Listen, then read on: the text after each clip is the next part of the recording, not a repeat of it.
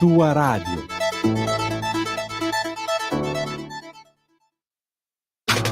Stai ascoltando Radio Libertà. la tua voce libera, senza filtri né censura. La tua radio.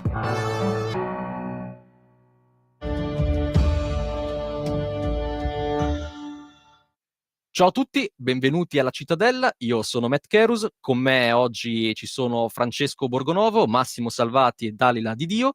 Oggi parliamo del grande tema del nostro tempo, di rapporti tra uomini e donne, che ormai, come sapete, sono complessissimi di questi giorni. La Camera ha approvato all'unanimità la legge che introduce il reato di femminicidio. Allo stesso tempo, il DDL sul consenso sessuale è invece bloccato in commissione, che in precedenza invece è stato approvato all'unanimità alla Camera. E allora io domando: ma davvero il mostro è sempre e solo il maschio? Davvero gli uomini sono questi predatori che non sanno controllarsi? Perché poi vai a vedere certi casi e ti cascano anche un po' le certezze.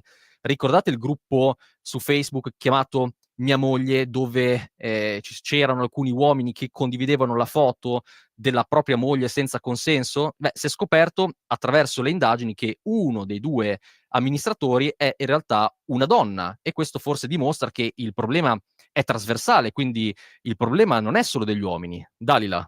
Ma intanto dimostra che la gruppo Mia moglie osserva il principio della parità di genere molto più di tanti altri consessi sociali a cui siamo abituati a partecipare. Un uomo, una donna, quindi perfetta parità di genere nella gestione del gruppo. E poi ci svela la scoperta dell'acqua calda, che le persone per bene sono sia maschi che femmine, e le persone non per bene sono sia maschi che femmine. Non mi ha assolutamente sorpreso questa scoperta, come qualcuno dice probabilmente dietro i profili di uomini che condividevano le immagini delle fidanzate o delle mogli, c'erano le mogli e le fidanzate stesse che magari si mettevano un po' in mostra, perché un pizzico di esibizionismo di tanto in tanto c'è anche tra le donne. Insomma, io tutto il grande furore che si è scatenato dietro a questa cosa del sito, sicuramente deprecabile, sicuramente una cosa molto brutta per le donne che l'hanno subita in maniera inconsapevole. Però insomma questo chiedere scusa degli uomini, a prescindere in quanto tali, insomma abbiamo assistito in quel periodo, in quest'estate, a una serie di personaggi noti che hanno chiesto scusa in quanto uomini per qualcosa che poi si scopre ha fatto una donna. Quindi insomma a me non ha sorpreso, però è una risposta a un'ipocrisia dilagante, che è quella che vuole l'uomo colpevole in re ipsa, che vuole l'uomo il maiale, mentre la donna è la santa con l'aureola, che è incapace assolutamente di fare cose deprecabili. Ovviamente questa notizia di ieri, se sarà confermata, perché è soltanto un'indiscrezione delle indagini, conferma che non è così, non c'era neanche bisogno di questa conferma per vero, insomma basta vivere nella società per capire che ci sono uomini e donne cattivi, uomini e donne buoni. Però insomma questa scoperta mette un po' la parola fine a tutto quel bailam che si era scatenato, no? Ma soprattutto mi permetto di intervenire su questo, qui c'è un tema, cioè io credo che esista una tipologia di violenza caratteristica dei maschi, cioè esistono dei maschi violenti che spesso agiscono in un modo molto simile, quando vengono lasciati, quando vengono in qualche modo abbandonati o non riescono a reagire o no. Quindi questo tipo di violenza esiste. Però poi, uno, sono responsabili i singoli individui della violenza che commettono, cioè non è che la società patriarcale afflitta da maschilismo tossico che allora è responsabile. Ci sono dei singoli che sono responsabili, e poi non c'entra un cavolo il patriarcato. Perché il grande punto con questo sito, che poi si è scoperto qualche giorno fa appunto essere gestito anche da una donna, è c'è il patriarcato. Poi io so già che danno una spiegazione per tutto: se c'è la donna dentro, perché anche la donna è Introiettato sottoposta il patriarcato. esatto, è introiettato le dinamiche patriarcali. Come me. Come te, ma certo, tu hai introiettato, cara Dalia, la dinamica patriarcale, è evidente, però il punto è esattamente questo qui, cioè che non se ne esce, comunque la giri, e questa è la situazione, c'è il patriarcato ovunque. io mi domando, questa roba qua serve a qualcosa? Cioè, ha combattuto fino adesso la violenza? Secondo me no. Cioè, secondo me non è servita assolutamente a niente. E mi dispiace che anche a destra qualcuno continui a tirare fuori queste robe. Ho sentito qualche giorno fa anche una dichiarazione, insomma, discutibile del ministro Nordio sul fatto che gli uomini non riescono a trattenersi, ma a parte che non è vero che gli uomini non riescono a trattenersi, insomma, Massimo, tu ti trattieni, cioè, Ma anzi, io penso proprio di sì, e poi volevo aggiungere una cosa molto molto netta, cioè che è uscito fuori il discorso che sì, gli uomini commettono alcuni tipi di violenze nei confronti delle donne, però questo non significa che anche le donne non commettono altri tipi di violenze nei confronti degli uomini, perché a me risulta che i principali tipi di violenza femminile contro gli uomini sono lo stalking, le lesioni, i maltrattamenti e in pochissimi casi l'omicidio.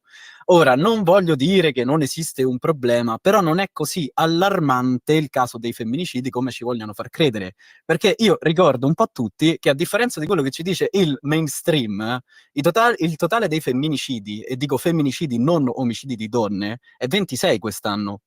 Non omicidi di donne, sia ben chiaro, ma femminicidi con la definizione data dal Ministero dell'Interno, ovvero omicidio di donna in quanto donna. Sì, a parte che mi sembra una cosa assurda, cioè la donna non viene, questa definizione è allucinante, cioè la donna non viene uccisa in quanto donna, viene uccisa in quanto persona che ti dice di no, ti vuole lasciare, cioè non è che perché è donna che tu la uccidi. Comunque, al di là, questa è una semplificazione. Io, guarda, vorrei stare attento a questo tipo di cose, cioè a me, va bene, esiste uno specifico di violenza femminile, io credo, però non deve essere né una scusante né una attenuante, no, per la violenza maschile. Cioè, noi sappiamo benissimo che esistono casi anche non di femminicidio, ma semplicemente di violenza domestica, di abusi, che non sono scatenati da niente. Cioè, non c'è una causa scatenante femminile, una donna che molesta, una donna, cioè, anzi, spesso quando c'è la donna che agisce stalking, dall'altra parte non c'è uno che la picchia, c'è uno che è vittima e che non riesce a uscire da questa situazione. O mi sbaglio, Dalila? Ma non solo, io penso che i dati siano anche falsati, da questo punto di vista, perché, io penso che tanti uomini abbiano ancora delle remore a denunciare il fatto di essere malmenati, di essere minacciati, di essere abusati dalle compagne. È difficile, molto più difficile da parte di un uomo che da parte di una donna andare a raccontare ai carabinieri: "Mia moglie mi alza le mani, mia moglie mi usa violenza, mia moglie mi minaccia di togliermi i bambini, di non farmi più vedere i bambini se io non mi comporto in quella data maniera". E quindi anche quando, insomma, tiriamo le somme, tiriamo i numeri, dobbiamo anche tenere conto di questo, che i numeri si fanno, si sommano sulle denunce, si sommano sui casi che vengono alla luce. Quanto c'è di sommerso in questo? Quanto c'è di non conosciuto? Ehm, è nella dinamica, purtroppo, nella dinamica patologica della coppia che possano succedere delle cose del genere, sono intollerabili in qualunque direzione, sia nella direzione uomo-donna che in quella donna-uomo. Sì, io poi vorrei, Matt, non so se tu sei d'accordo, tu che hai una concezione, diciamo, abbastanza forte, no, della mascolinità, cioè vorrei evitare il ruolo, allora siamo vittime anche noi, perché oggi impera il vittimismo ovunque, allora il maschio dice, ma sono vittima anch'io, sono vittima di violenza, anche le donne ci picchiano, e io questa cosa la vorrei evitare, cioè vorrei evitare di descrivere i maschi come vittime. Se ci concentriamo sulla violenza femminile, sulla violenza subita dalle donne, perché le donne è giusto che siano protette, allora io credo che una cosa giusta sia dire, invece che parlare di patriarcato, di mascolinità tossica e di queste cose, dovremmo insegnare ai maschi a comportarsi diversamente, con l'esempio prima di tutto, però insegnare che le donne eventualmente si possono proteggere, non fare così, non sono una proprietà, ma vanno sempre trattate in una certa maniera. Non so, Matt, che ne pensi tu? Ma guarda, penso che se oggigiorno diciamo che siamo disposti ad aprire la portiera, della macchina ad una donna, veniamo subito catalogati, no, come maschilisti tossici. Quindi insomma anche tutto il senso di protezione, verso la donna, non so se era questo quello che Scusa, ma quale intendevi, no, portiere nel apri? dire Cioè, quale portiere apri? Che oggi li portano in monopattino le donne, non c'è più le portiere ad aprire.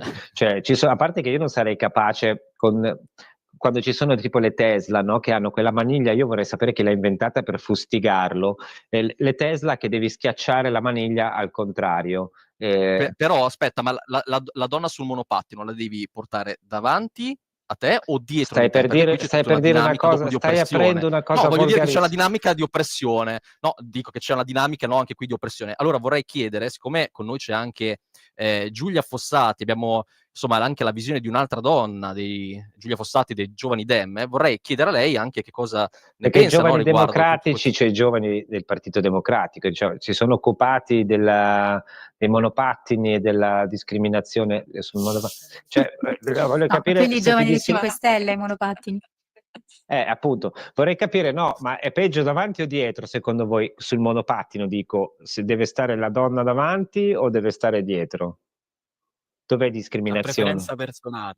Ah, a Io scelta, io giusto, deve lascerei dare... preferenza personale. Ma deve dare il consenso durante tutto il viaggio, cioè tu ogni tanto devi chiederle sei ancora d'accordo a stare sul monopattino con me? Consenso attuale, è Attuale. totalmente Dopo ci revocabile. arriviamo alla legge sul consenso, però sentiamo Giulia Fossati, Giovani Democratici, ti faccio una domanda diretta, cioè la domanda dietro a queste così battute che abbiamo anche fatto è, ma davvero siete convinti che esista il patriarcato? Perché viene ripetuto di continuo, ci sono anche degli spot del PD che vanno in onda su Facebook, Dalila ne sa qualcosa, poi magari ce lo illustra, uno di questi. Cioè davvero esiste il patriarcato in Italia?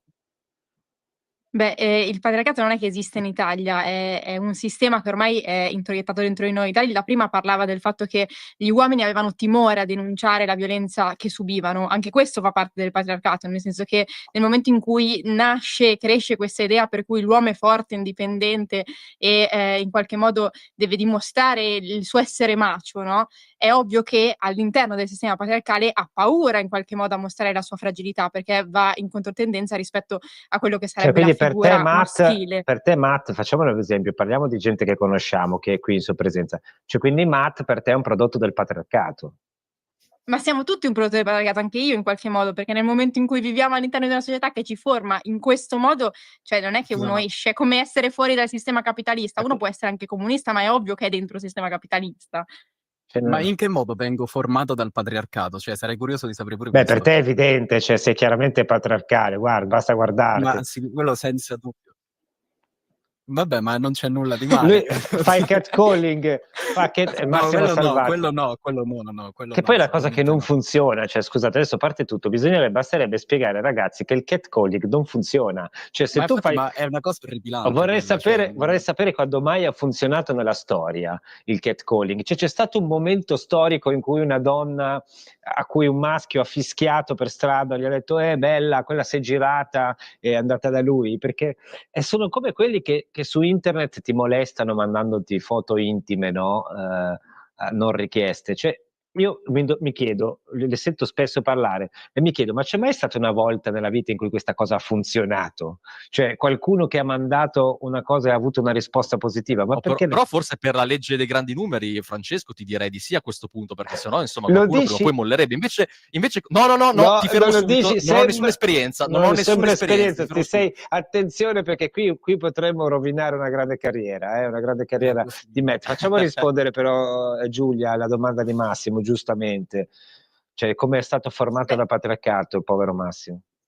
ma siamo tutti cresciuti nel sistema patriarcale, quindi cioè anche io stessa quando nasciamo e cresciamo, appunto, come dicevo prima, con degli stereotipi di genere che sono banalmente dal colore rosa al colore blu, che è la parte forse più diciamo più bassa di quello che può essere il sistema patriarcale. Poi cresci con l'idea che la donna deve prendersi cura, invece l'uomo deve andare a lavorare. La donna è brava nelle materie umanistiche, invece l'uomo è bravo nelle materie scientifiche. La donna deve appunto occuparsi della famiglia e l'uomo invece deve procacciare, no? Questa idea un po' Vabbè, ma questo antica, è è comunque appunto patriarcato. sì, ma è un'idea primordiale, perché oggi cioè, se andiamo a vedere i fatti, a me risulta che nessuno impedisce alle ragazze di iscriversi alle materie STEM, nessuno oggi impone alle ragazze di fare 3 figli, perché infatti abbiamo una natalità a 1,17 figli per donna, quindi cioè, oggi non c'è una costrizione Ma poi, per Okay, però c'è legge. tutto un sistema che in qualche modo però colpisce la scusami, donna, Giulia, banalmente la gender pay gap.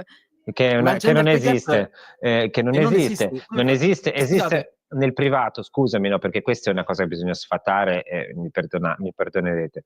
Nel pubblico, ed ovunque ci sono contratti nazionali, non può esistere gender pay gap perché tutti devono essere pagati uguali. Esiste una differenza di pagamento in alcuni settori privati dove i singoli fanno le trattative per un semplice fatto che se noi andassimo a guardare le categorie discriminanti, tra virgolette discriminate, per esempio, siamo sicuri che esista il pay gap in base al genere, non all'età?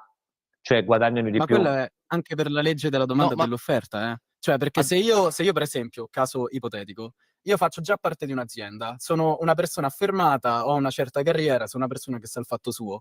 Un'altra azienda mi fa un'offerta per un posto apicale, ma ovviamente per convincermi a cambiare lavoro mi deve offrire più di quanto mi offre l'altra azienda e magari anche più di un suo dipendente che già sta dentro quell'altra azienda. Ma questo indipendentemente dal sesso dell'individuo, ci sono degli squilibri all'interno degli stipendi legati anche alla Ma legge io della posso domanda anche e credere che dell'offerta. ci sia nei confronti, e penso che esista in alcuni ambienti, sia esistita e in alcuni esiste. Cioè io ho visto degli ambienti in cui ci sono dei trattamenti diversi per le donne, in cui per le donne è più faticoso, in cui c'è una tendenza. Io ho lavorato nella televisione, mi è capitato spesso di vedere quelli che fanno i piaccioni, però è anche vero che in alcuni casi c'è una tendenza di alcune donne a sfruttare, diciamo, il loro ruolo. Però questo... posso, Matt, vai. Posso dire una cosa, Francesco? Guarda, secondo me questo problema in realtà è determinato dalla differenza di personalità che hanno uomini e donne. Cioè, tendenzialmente le donne hanno una personalità, quindi non tutte, attenzione. La maggior parte delle donne ha una personalità che ha una gradevolezza più alta rispetto a quelle degli uomini, che significa che quindi è più altruista, è meno schietta, mentre a differenza invece degli uomini che sono molto più arroganti, no? Su questo. E questa arroganza, questo coraggio anche che hanno di entrare all'interno dei conflitti, permette agli uomini quindi di andare a bussare alla porta del datore di lavoro e chiedere un aumento, cosa che invece una donna che ha una gradevolezza più alta tende a evitare di fare perché tenderà a evitare quel tipo di conflitto. Quindi, ecco, secondo me è Beh, chiediamo alle interessante nostre guardarlo anche da donne questo punto di cosa vista. ne pensano. È così, Dalila, tu hai timore ad andare dal tuo datore di lavoro a chiedere un aumento? Perché sei troppo gradevole? Dalila però io la vedo molto agguerrita, Dalila io, Io sono quindi una libera attenzione che la sua professionista, personalità quindi Ma purtroppo è non ho incline allo datori di scontro, la lavoro. personalità di Dalila. No, assolutamente, io sono una persona super pacifica. Sul gender pay gap il problema è un problema che viene sventolato ogni volta che serve, perché riguarda una porzione minima e più privilegiata dei lavoratori, cioè quelli di posizioni apicali, quelli che possono contrattare direttamente la retribuzione, quelli che possono appunto giocare sulla domanda e l'offerta e possono chiedere benefit, possono appunto trattare vis-à-vis uno a uno col datore di lavoro. La maggior parte dei lavoratori, soprattutto in Italia, sono sottoposti ai contratti nazionali che evidentemente non possono consentire alcun tipo di preferenza in base al sesso. Qual è il problema? Il problema è che le donne tendenzialmente preferiscono i part-time, quindi lavorano meno ore rispetto agli uomini. Il problema è che le donne non fanno lavori usuranti che beneficiano anche di tutta una serie di indennità. Nella maggior parte dei casi sono gli uomini ad andare in miniera, sono gli uomini ad asfaltare le strade, sono gli uomini insomma a fare i lavori più Io vorrei le pericolosi. quote Le donne rosa, non vorrei le lavorano la quote rosa. notte. Quote Le rosa fra donne i non lavorano la monitori, notte. quote rosa fra gli asfaltatori, quote rosa fra i lattonieri, quote rosa lì sarebbe bello. Se poi tu vai a guardare la quota di valore maggiore si ha proprio nella quota variabile della retribuzione, che è quella appunto che riguarda tutta questa serie di indennità, di benefici, di straordinari, le domeniche lavorate, le notti, le indennità di rischio per i lavori più usuranti.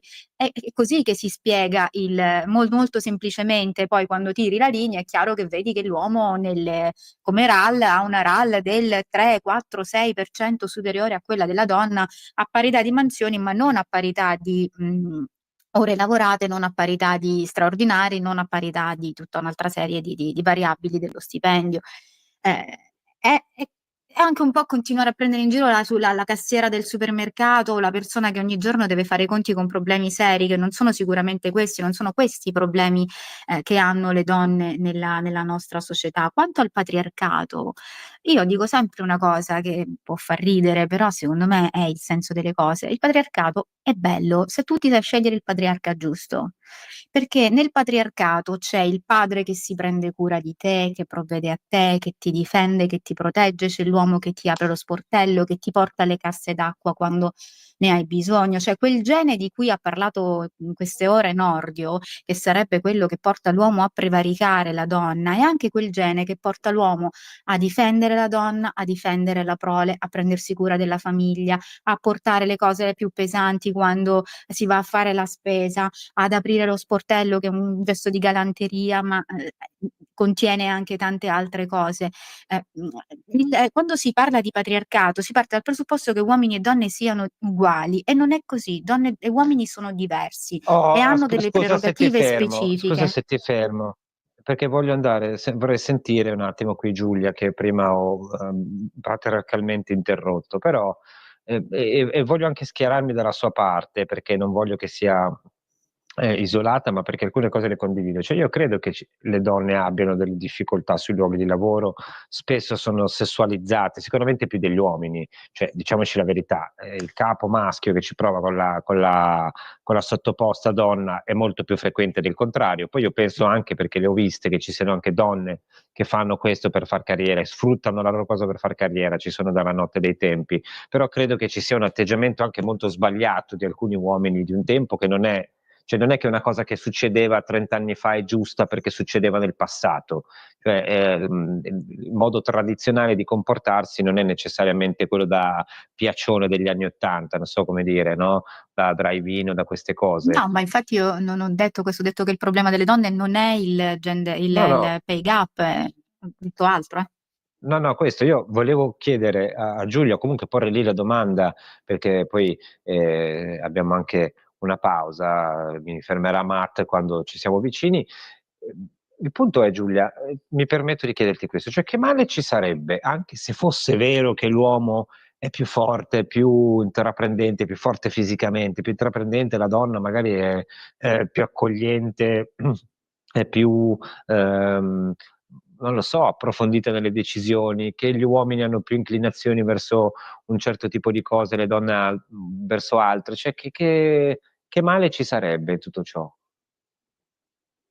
No, ma quello che si intende quando si dice patriarcato, in senso di uomo più forte della donna, come introiettato dentro questa società, non è tanto il fatto che non ci siano differenze. È evidente che uomo e donna abbiano delle differenze, come è evidente che donna e donna, uomo e uomo abbiano delle differenze. Non siamo tutti uguali e meno male che è così.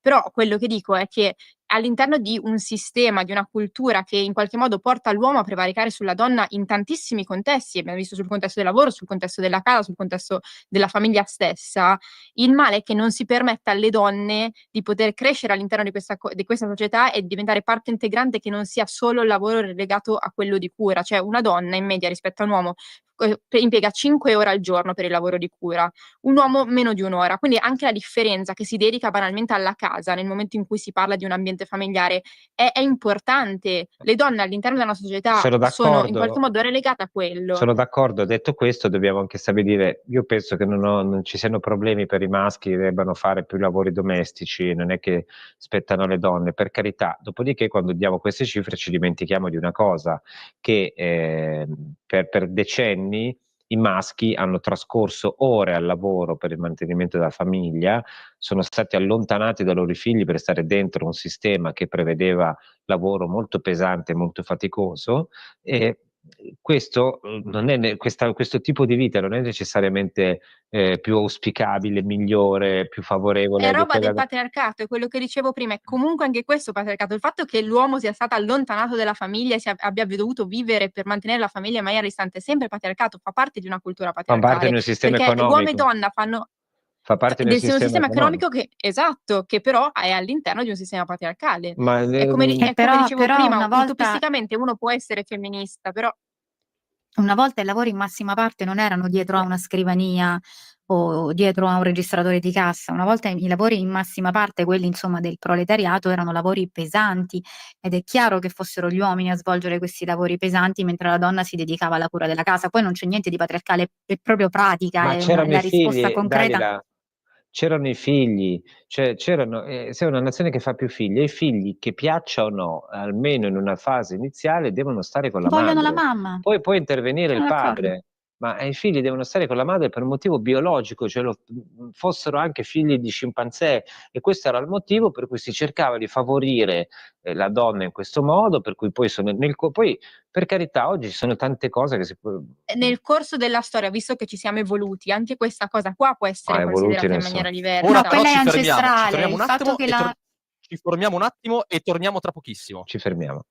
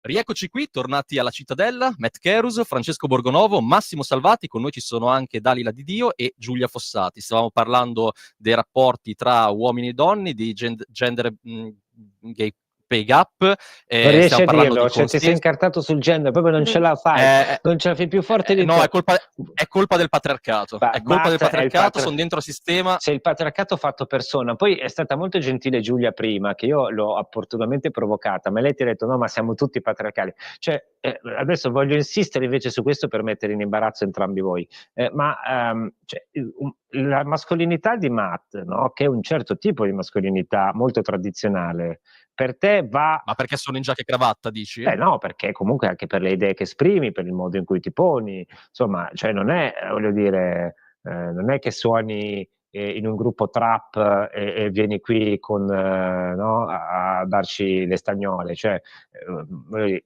è molto chiaro qual è c'è un modello, no? Ecco, quello secondo te, Giulia, dici la verità, è un modello da decostruire?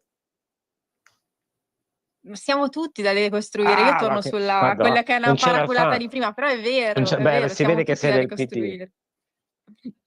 Però allora No, scusatemi, però democrazia mai. io a questo punto però vorrei anche sapere come, no? Cioè com'è che dobbiamo essere decostruiti? Perché questo tema mi interessa Vuoi farti particolarmente. Cioè, decostruire? chi è che non c'è...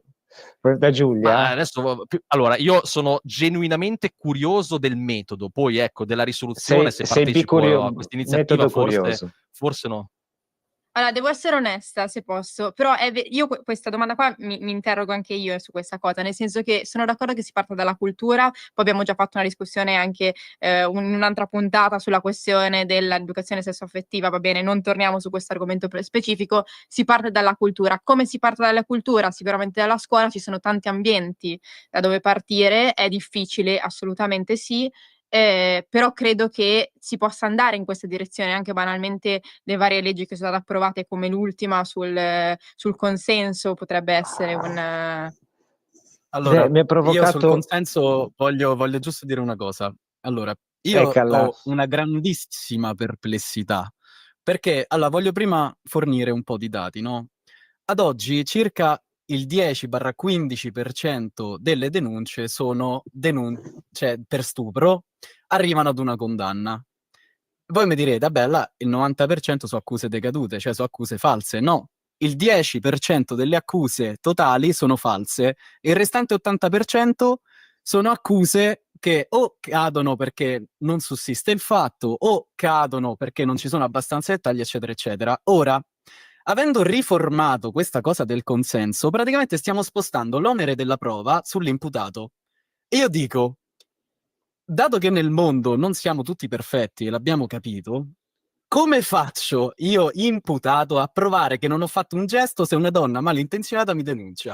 Allora, qui il punto è drammatico, perché io ho capito, vi dico una cosa, allora qui c'è una legge sul consenso che prevede questo, prevede che sia violenza sessuale, sia in assenza, diciamo, di consenso libero e attuale. Queste sono le due parole attorno a cui ruota tutto. Allora, i relatori assicurano che in realtà questo problema non si pone, questo che dici tu. Io ho sinceramente molti dubbi, perché nella legge non è specificato.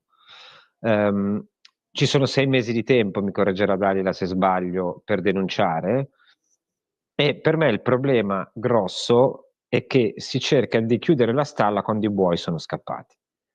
Cioè tu non puoi pensare di regolamentare per legge questo tema del consenso, che è una cosa scivolosissima.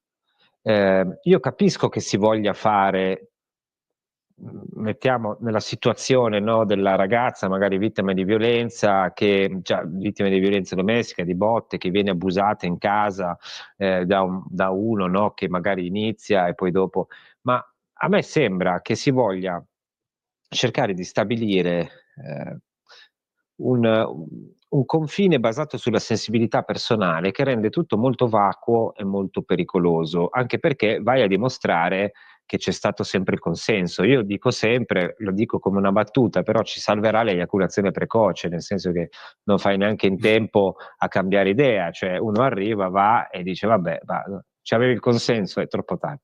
Ma infatti io su questo ho una domanda, Francesco, una domanda, perché effettivamente, no, cioè, il consenso può essere revocato in ogni momento e ok, fin qua ci siamo.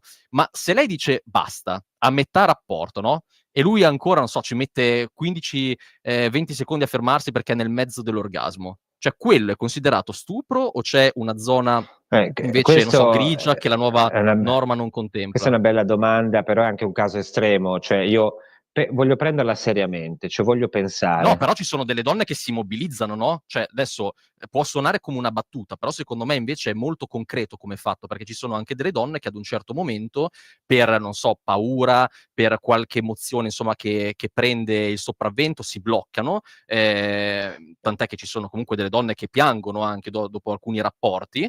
Ecco, però a questo punto qual è il lì sì, però risultato? dipende, insomma, ci sono varie ragioni.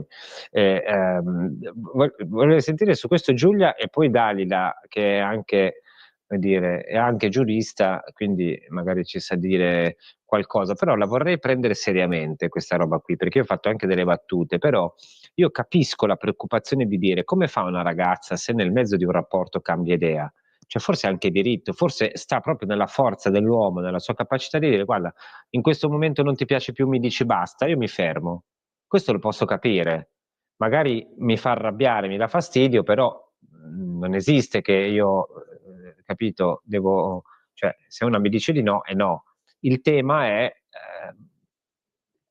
invertire l'onere della prova, Giulia.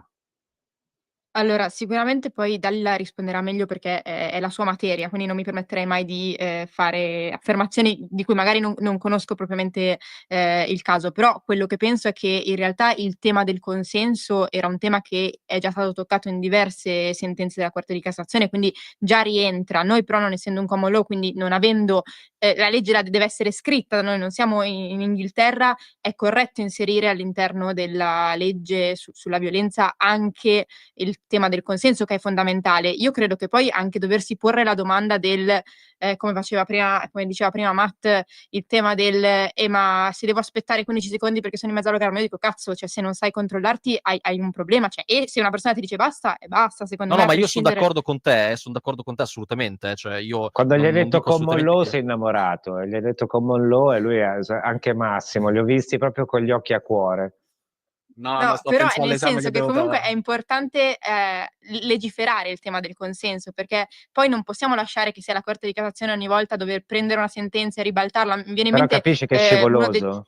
Perdonami, capisci ma che... è come io credo che in generale le sentenze per quanto riguarda il tema dello stupro siano molto sottili e sia Beh, importante fare uno studio importante dietro. così così, perché allora un conto è il consenso, ma libero e attuale, libero va bene, attuale mi sembra una definizione molto lata, diciamo così, e tutta la sensibilità della legge va sulla, come dire, tutta l'attenzione della legge, no? Sono sfumature, però sono sfumature che poi io credo, poi mi dirà Dalila, qui lascio subito la parola, che formano anche il sentire comune dei giudici, no? Cioè c'è una sensibilità politica che poi forma un'opinione e produce anche delle tendenze, il che significa che di fronte a una cosa del genere si pone tanta attenzione sulla sensibilità della singola persona, ma io posso sentire una cosa e non è detto che quella cosa automaticamente diventi vera. Non so se mi spiego, cioè uno può dire basta, certo che dice basta, no? Ma se c'è una differenza tra tra una trattativa, diciamo così, un momento di incomprensione, uno che si ferma un secondo dopo, tutte queste cose assurde che possono succedere, e uno stupro in un parco da parte di quello che ti salta addosso, ti dà due schiaffi e ti strappa i vestiti. Cioè, mi sembra che stiamo andando a cercare di normare delle cose che non possono essere normate, Dalila. Allora, io vorrei fare un pochino di ordine. Intanto è giusto quello che dice Giulia, noi siamo un paese di civil law, così vi dico pure io la parolina magica. Adesso la mandiamo in loop Per così i cui nostri ascoltatori si innamorano tutti. common law Massimo è e già civil andato. law, okay. Allora, quello che si sta tendenzialmente una cosa che ho notato è che quello che si sta commentando non è il testo che poi è stato approvato in commissione e che è stato, poi licenziato dalla Camera, ma si è fatto un gran parlare probabilmente del testo originario che era quello che era stato depositato a prima firma Boldrini, che non è quello che poi è uscito dalla commissione, che oggi, leggendolo m'ha fatto pure, tirare un sospiro di sollievo perché Boldrini nel testo originario diceva: "Per consenso si intende che rimanga tale immutato durante l'intero svolgersi dell'atto. Il consenso deve essere valutato tenendo conto della situazione e del contesto e può essere revocato dalla persona in qualsiasi momento e con ogni forma". Questa è una cosa che mi ha fatto saltare dalla sedia e che fa il paio con un post di qualche giorno fa, dell'onorevole Boldrini, che diceva: "Tutte quelle donne che durante una violenza, paralizzate dalla paura, non riescono a ribellarsi e che per questo nei tribunali vengono considerate consenzienti". Io mi sono posta nella posizione dell'uomo. Come fa un uomo, se una donna si paralizza, non si ribella, non manifesta in alcun modo di stare revocando il suo consenso, e qui, dice Boldrini, revoca con ogni forma, a capire, no, che quel consenso è revocato e quindi affermarsi. La norma che invece è stata licenziata non contiene questa locuzione, giustamente, perché è una locuzione folle, un consenso revocato con ogni forma, recepisce, ed è vero, delle posizioni che già la Corte di Cassazione aveva cristallizzato in maniera abbastanza granitica, e supera quello che diceva la vecchia formulazione, che riduceva le ipotesi di stupro a violenza, minaccia e abuso di autorità, e questo è pure ragionevole, perché non sempre la violenza sessuale si sostanzia in una violenza, in una minaccia o in abuso di autorità come sono giuridicamente intese. Quindi il fatto del consenso, che viene inserito in maniera anche abbastanza in punta di fioretto rispetto all'originaria formulazione, quella sì che secondo me faceva un poco paura, quella di Boldrini, e che nel testo licenziato tutto sommato recepisce gli orientamenti della Corte di Cassazione. Dal punto di vista della prova, non è manco vero quello che oggi, insomma, che circolava in queste ore con dei video anche del Partito Democratico in cui si diceva certe domande alle donne non saranno più fatte, perché la norma non introduce nessuna presunzione di colpevolezza che l'uomo deve superare con la prova contraria. È sempre ed è indispensabile, perché il rapporto sessuale si consuma tra due persone che sono da sole, quindi la credibilità della persona che accusa deve sempre essere vagliata. Quando si parlava del caso Grillo, mi pare, si facevano Però numeri, le cose 10.000 sono due, domande, scusa, 12.000 domande. perdonami Dalila, le cose sono due.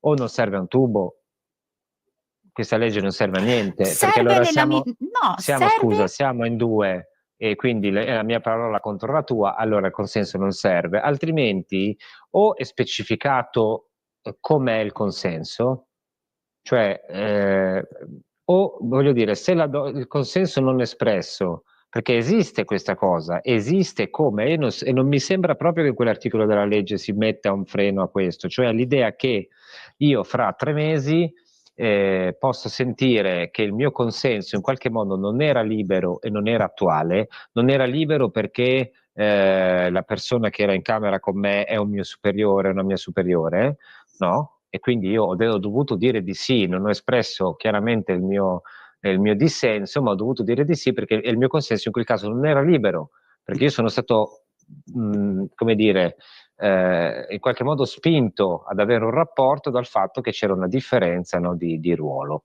importante. Non mi sembra che nella legge ci siano dei paletti chiari su questo. Sì, ma la legge, cioè la norma comunque richiede il dolo, cioè la coscienza e volontà di avere un rapporto sessuale con quella persona nella consapevolezza che quella persona non abbia espresso un consenso libero e attuale. Quindi comunque in capo a chi agisce, in capo alla persona che sta seritamente accusata di stupro, non deve essere provata solo la condotta, deve essere provato anche il dolo, cioè che quella persona abbia effettivamente avuto percezione del fatto che la partner non avesse un consenso, non stesse esprimendo un consenso libero ed attuale. Non è, cioè, io capisco tutte le obiezioni e capisco anche le perplessità di tanti giuristi, e ne ho avute anche io, però per come era formulata all'inizio e per come è formulata adesso, secondo me c'è un abisso, e per come viene raccontata e per come è effettivamente formulata, secondo me c'è un abisso. Resta fermo il principio, non è vero quello che va dicendo il PD, che non si farà più non si faranno più domande alle donne, non si chiederà più se hanno avuto rapporti sessuali in precedenza con quell'uomo, piuttosto che no, si continuerà a investigare. Evidentemente gli elementi costitutivi della fattispecie non saranno più semplicemente violenza, minaccia o abuso di autorità, ma anche la mancanza del consenso, che deve comunque Non lo essere so, provata, non può essere presunta. ho la E deve essere sensazione. provata anche la consapevolezza da parte della gente che quel consenso mancasse, perché altrimenti manca il dolo. Non lo so, io ho la sensazione che nel migliore dei casi siano norme che non o complicano o non cambiano granché, non aiutano granché. Mi sembra che seguano un po' tutte queste norme, da destra e da sinistra devono seguire un senso comune. Il senso comune oggi è un po' quello che ha detto Giulia, cioè che c'è una società patriarcale, che maschi, e tutti maschi in primis, poi anche gli altri devono essere un po' in qualche modo ricostruiti, e alla fine bisogna che noi diamo una serie di strumenti in più alle donne per difendersi da questi maschi cattivi, che ripeto, esistono i maschi cattivi, però attenzione, che poi quello che si risolve nella nostra società è che i bambini e i ragazzi hanno molti più problemi a relazionarsi con l'altro sesso. Questa è una cosa che secondo me è abbastanza evidente e anche confermata dalle statistiche, perché i maschi sono ai primi posti in tutte le questioni problematiche praticamente dell'universo, quindi i giovani maschi. Secondo me stiamo prendendo un Ma poi brutalmente. io credo che comunque in realtà stia già tantissimo cambiando questo, perché io vedo che, i giovani ragazzi hanno molta, molta più attenzione in generale. Adesso non ci focalizziamo su quei casi di cronaca dove ovviamente sentiamo il 22enne che ha violentato, la ragazza X, no, cioè, vediamo un attimo, cerchiamo di vedere a 360 gradi. A me sembra invece di vedere che ci sia un'attenzione altissima da parte dei ragazzi giovani verso le donne, addirittura hanno perfino paura ormai a parlarci perché si sentono subito etichettati come maschilisti. Non so se per esempio appunto in un contesto anche, non so, in mezzo alla strada così ci scambiano due parole. Quindi ecco, io credo che in realtà questa rieducazione sia anche un po' già avvenuta senza mettere alla cattedra qualcuno con un badge specifico per fare una lezione diretta ai ragazzi. Penso che in un qualche modo tramite anche la propaganda degli ultimi anni, insomma, qualcosa sia già cambiato. Voi cosa ne pensate di questo? Io son completamente d'accordo con la tua visione in questo caso. Cioè, penso che il problema, se esiste, sta nelle generazioni più anziane. Cioè, oggi i giovani, sin dalle scuole, lo vedo da quello che hanno detto a me fino a poco tempo fa, quello che dicono a mio fratello, eccetera, eccetera. Oggi le scuole ti insegnano tutta una serie di valori che magari prima non venivano, prima non se ne parlava. Oggi è tutta un'attenzione maggiore. Hai detto una cosa interessantissima. Cioè, Più fai che un altro esempio? Scusa, no, perché dire a me è vecchio, Cioè, per per capire. esempio per esempio, nelle scuole oggi ti viene a me in passato hanno detto che noi maschi eravamo tutti assassini, ci hanno fatto vedere quando hanno ammazzato Giulia Cecchettin, una cosa vergognosa, ci hanno detto alla mia classe, che tutti quanti erano assassini, che noi maschi dovevamo essere rieducati e farci il lavaggio di coscienza praticamente, cioè ripulirci la nostra Vabbè, quindi coscienza e ci hanno insomma è fatto vedere. servito Massimo, tu sei diventato un buono dopo Ma di io in questo. realtà io non ho mai trattato male, cioè io nel senso, se una ragazza dice: "No, me ne vado", però non è che queste sto a dire cose, è pure giusto così. queste cose sono un po' ridicole, non tanto perché non ci siano, cioè perché poi da un lato, e qui credo che siamo quasi in chiusura, però da un lato magari vi conforta Giulia nel dire una cosa o chi per lei, però mi sembra che da un lato ci sia una sinistra che spinge, no, ha spinto negli anni per la liberazione sessuale, per avere legami più fluidi, no, e il poliamore, e poi avere tutti i partner che vuoi e tutte queste cose qui. E poi a un certo punto, quando c'è un po' di casino scopri che l'educazione sentimentale te la fa YouPorn, che c'hai ragazzi di 17, 18 anni che fanno i rapporti multipli e viene fuori dei disastri di ogni genere, e poi l'alcol, le droghe, tutte queste cose che complicano. Dopo cerchi di porre rimedio mettendo dei limiti, parlando della mascolinità tossica. Cioè, allora tanto vale che si dica ai ragazzi: ragazzi, è meglio che andate a letto con la vostra fidanzata, la vostra compagna, in attesa di sposarvi come funzionava una volta. Adesso mi sembra un'esagerazione, nel senso che come un'esagerazione quello che t'ho detto a Massimo è il fatto che i maschi sono tutti assassini. Cioè il Me l'hanno problema detto però, io non lo io credo, però dico me l'hanno è detto. per quello che servirebbe un'educazione sesso-affettiva, perché per evitare frasi di questo tipo di fronte a un gruppo di ragazzi che deve essere formato, che comunque un gruppo di ragazzi e ragazze, perché non dividiamo la questione, però dico per evitare di insegnare alle donne di aver paura del cosiddetto lupo e per evitare di insegnare agli uomini siete voi i lupi cattivi. No, cioè ci deve essere una sorta di collaborazione tra i sessi in questo caso, quindi è per quello che è necessario. Quindi credo anche che le battaglie della sinistra o del centro che abbiano portato anche a risultati che sono effettivamente reali, o così come le battaglie anche di alcune parti della destra, adesso ad esempio con la nuova legge di cui parlavamo, che anche lì è una questione di coesione, credo che in realtà i passi avanti si riescano a Sì, fare con poi molta calma, in le maniera molto ragazzine limitata, però le sono secoli di storia. le ragazzine giovani italiane poi le vedi in compagnia dei Maranza, perché poi alla fine della fiera, dopo in tutte queste belle parole e sciroppose banalità che ci raccontiamo, poi quello che viene fuori, viene proposta è la caricatura della mascolinità fatta dal Maranza, e vedi tutte le ragazzine come i topi col pifferaio che vanno dietro. Questo è, però che c'è, io mi rendo Palido conto. fino a Una 15 cosa al anni. volo, se posso Risposto. dirla, per me la cosa indispensabile è nel momento in cui viene scoperto che una denuncia è falsa, viene acclarato che una denuncia è falsa, lì bisognerebbe veramente inasprire le pene e sanzionare in maniera severissima chi usa la denuncia per maltrattamenti, la denuncia per violenza sessuale, la denuncia per lesioni, insomma tutta questa serie di casi, di reati per con chi ci gioca, ecco, chi le usa per estorcere una condizioni di separazione migliori, chi le usa per vendicarsi, chi le usa per avere risarcimento dall'uomo danaroso. Ecco, una volta acclarato che quelle denunce sono false, si dovrebbe lavorare su questo aspetto, quello di inasprire le pene, in maniera molto consistente.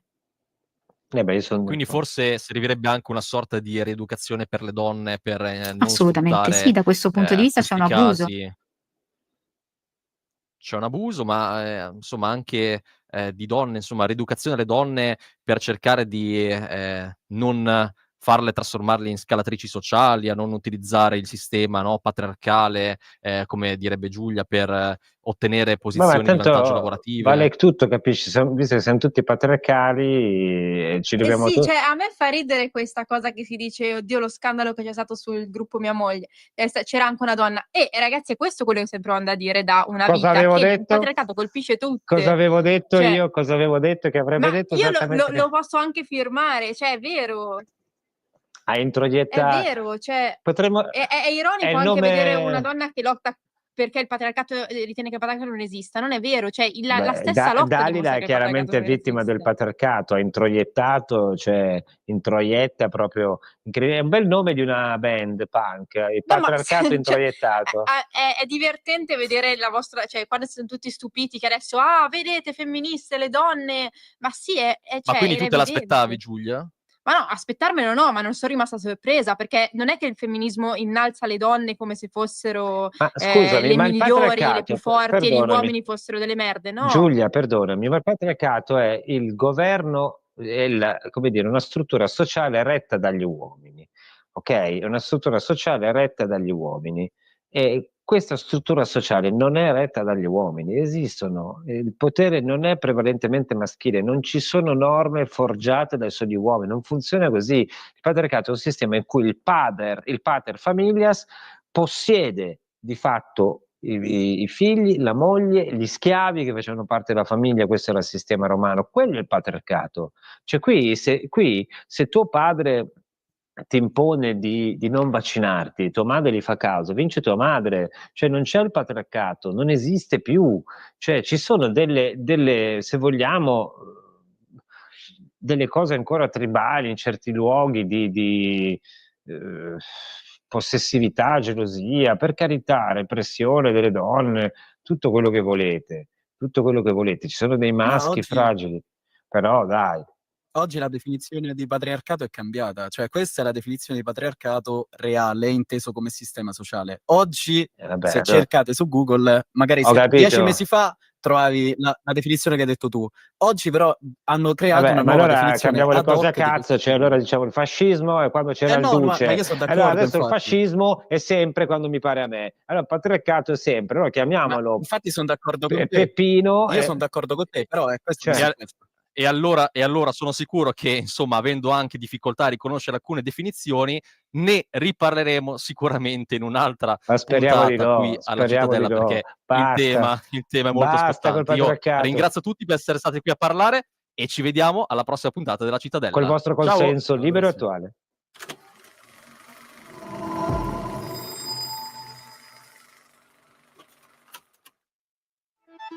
Stai ascoltando Radio Libertà.